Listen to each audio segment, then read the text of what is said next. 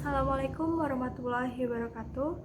Dihaturkeun ka sadaya pangjajar sareng pamilyon, sateuah can ngawitan ieu sawala, hayu urang sanggakeun puji sinareng syukur ka Gusti Allah Subhanahu wa taala anu tos masihan rahmat sareng hidayahna ka urang sadaya. Sehingga urang tiasa kempel dina ieu sawala pentingna ngajagi kasehatan lingkungan. Tepangkeun wasta abdi Arsila Nur Anisa, simkuring nganggem pancen janten panumbu catur. Ngahaturkeun nuhun ka sadaya pangjajar sareng pamilyon dina ieu sawala. Sateuah can diawitan ieu sawala, hayu urang aos ku basmalah. Bismillahirrahmanirrahim. Para pangjajar sareng pamilyon anu kusim-kuring dipika hormat, sateuah can nincak ieu acara, simkuring nepangkeun para pangjajar anu bade ngadugikeun kamandangna. Anu kahiji nyaeta aya Ibu Iis salaku wali kelas 11 IPS 1, mangrupakeun pangajar geografi di SMA Negeri 1 Majalengka. Anu kadua nyaeta Pak Didin salaku guru sejarah Indonesia di SMA Negeri 1 Majalengka. Para hadirin, urang awitan ieu sawala kanggo mungkas waktos. Sumangga ka Ibu Iis ngadugikeun kamandangna. Hatur nuhun ka Ibu Iis anu parantos ngadugikeun kamandangna ngeunaan pentingna ngajagi kasehatan lingkungan.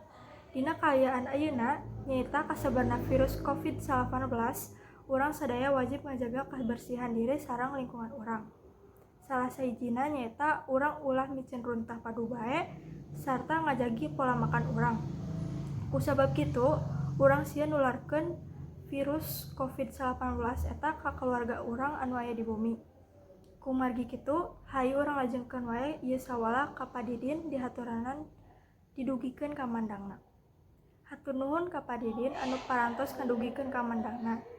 Selain ti pentingna ngajagi kasehatan lingkungan, diantarana urang oge wajib ngajaga jarak sareng anu sanes.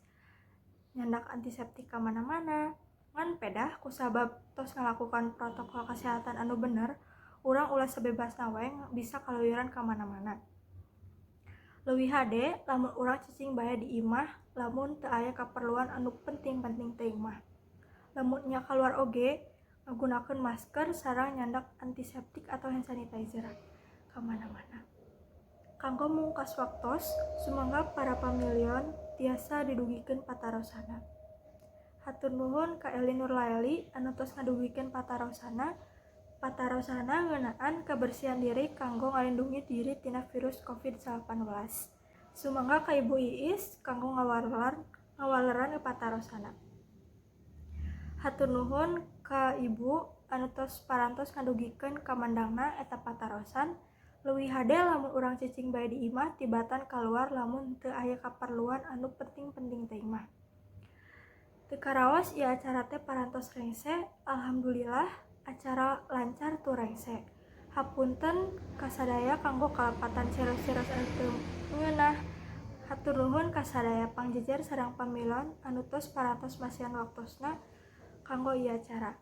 Wassalamualaikum warahmatullahi wabarakatuh.